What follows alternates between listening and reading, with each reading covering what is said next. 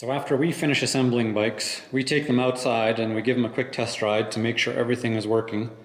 And we sort of get a chance to feel then what all the different levels of bikes are like. This guy here is the first level that pretty much all of us, myself, the mechanics, we almost can't help ourselves but coming back into the store and commenting just how amazing, how legit this bike is for its feel, feeling like a high-end proper bike for the lowest price. This is the $1,249 Canadian Marin Bobcat Trail 5. I'm going to tell you why we love it. It's not just spec, and why I think it is a way better bike, or this is going to be my opinion, but it's a better bike than the oh-so-popular Trek Marlin 7 and the Specialized Rockhopper Elite. So let's get into it. This guy here, so the Bobcat Trail 5, it is available in a 27.5 wheeled version in extra small, small, and medium. So I'm showing you back here what that last one was a medium. This is a small with 27.5 inch wheels. This particular one we're looking at here is a medium in a 29er. So I'm going to use this as a little bit of my sort of base for covering specs and everything on here. To start with, this guy here, $1,249, and we're into a Shimano Dior 1x11 drivetrain with a Sunrace 11 to 51 tooth gear range on here. So this is a massive gear range at this price point.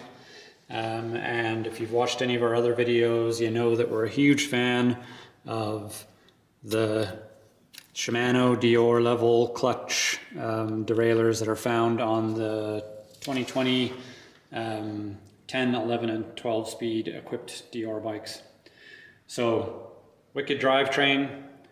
We've got a narrow wide chainring on here on some Marin branded cranks, some pedals that you'll want to replace pretty quickly. Those are some WTB Trail Boss tires on here. These are a 29 by 2.25 tire. I would say reasonable, but we do have the clearance on this guy that if this was a personal bike for me, I would probably put on some 2.4s or maybe even try and squeeze some 2.5 inch tires on here. The rear axle on this bike, that is a quick release, not a Thru-Axle. Thru-Axles at this sort of sub $1,500 price point are something we're not really seeing yet.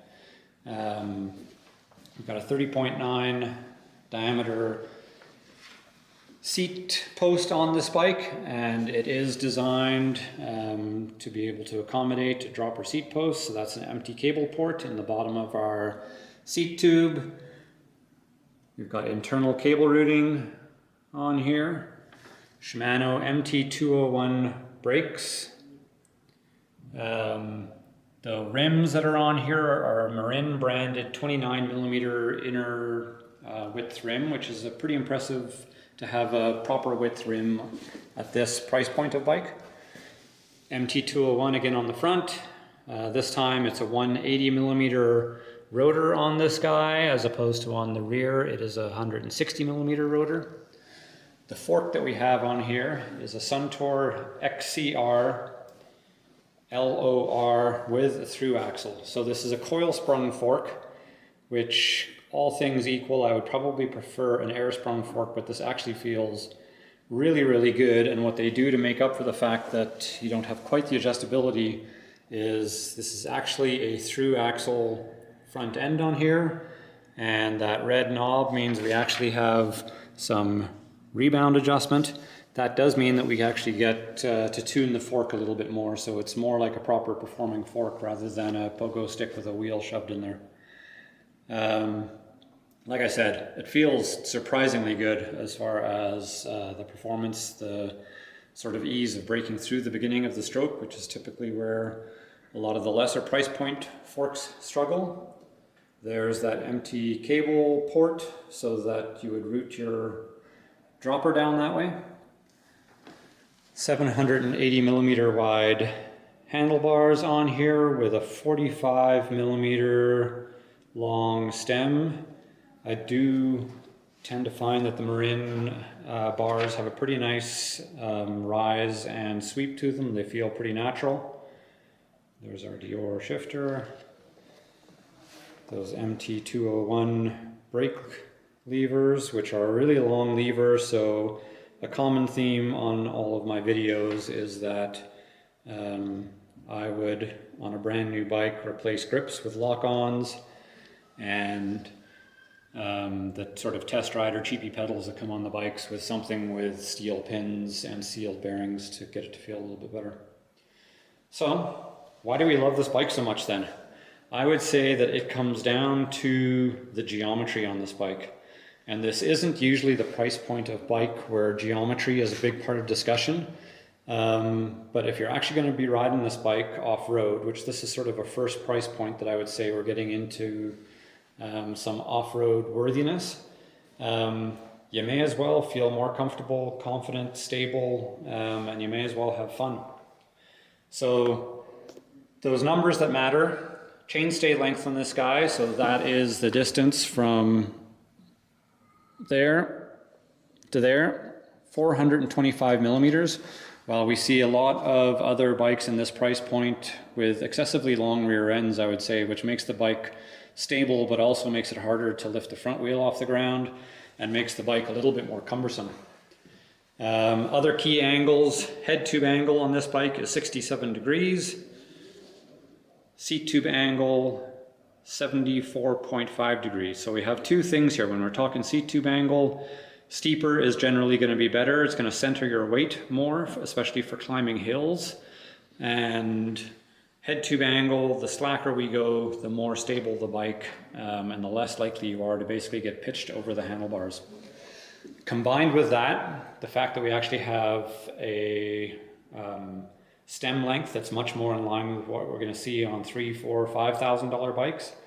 And then this guy here, I always judge everything off of a size large, just so I can sort of have a quick reference when I'm comparing bikes. This is a 465 millimeter reach on this bike, which for this level of price point is a suitably long but not excessively long top tube. And those things, the head tube angle, seat tube angle, top tube length, and chainstay, all add up to making this bike ride like a legitimate bike.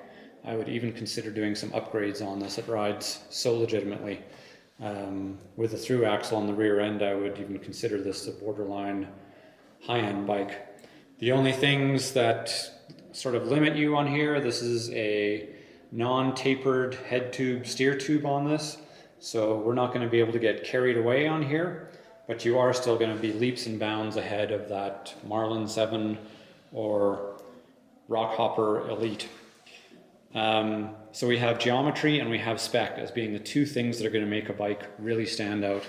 I think on both fronts, the drivetrain having such a wide range of gear at this price point, and having a Thru-Axle and Shimano brakes, those are spec reasons that make this Bobcat Trail 5 a standout. The geometry is something that's, especially for the shopper in this price range, it isn't something that those shoppers are often trained to look at or don't understand what those numbers mean. So take into consideration the fact that at this price point, you're trying to stretch your dollar, you're trying to give yourself the best chance of really, really enjoying your bike. This guy here, you have both the specification and the geometry to really get yourself a good riding experience. So some of the other things that I didn't mention. This fork, 120 millimeters in length compared to virtually everything else in this category. Rockhopper Elite and Marlin 7 included have 100 millimeter travel forks. So that means we have a longer suspension fork on here that adds to its feeling legit. That's going to make things a little bit smoother on your hands and give you a little bit more cushion if you do hit something big. Those wide rims mean that you can ride your tires a little bit softer. You could even consider putting some tubeless tires on here. And you could really get the performance out of them, where if you've got an excessively narrow rim, you're just not going to get much performance out of your tires. In comparison to that Rockhopper Elite, this is $100 cheaper.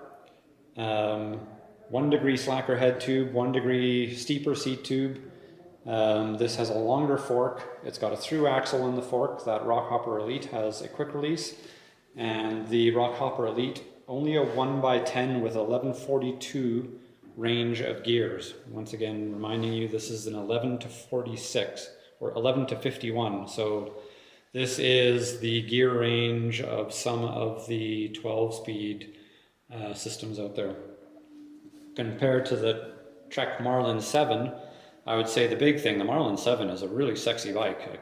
There's no denying that, but it's much more inspired by a cross-country race bike.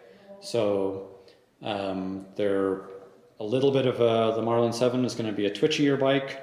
The angles are a fair bit steeper head tube, slacker seat tube, and a 10-speed 1146 gear range on the Marlin 7. So if those are other bikes in your sort of shopping list, please take those little bits of suggestion into consideration. Weight on this guy, 31.3 pounds, which I would say is going to be pretty typical. There aren't too many bikes, with the exception of the giant Talon Zero, which this one will compete with. The Talon Zero, I believe, is the first bike in this sort of category that gets below 30 pounds, and it is a more trail-worthy bike as far as geometry than those Marlin 7s and Specialized Rockhopper Elites. But this is more trail-worthy again. So the two options, this guy for trail-worthiness, the giant Talon Zero for really stretching your dollar the furthest and getting you the lightest bike. I think that they're the two best bang for the bucks in this category, and that's why we sell these bikes rather than those other things.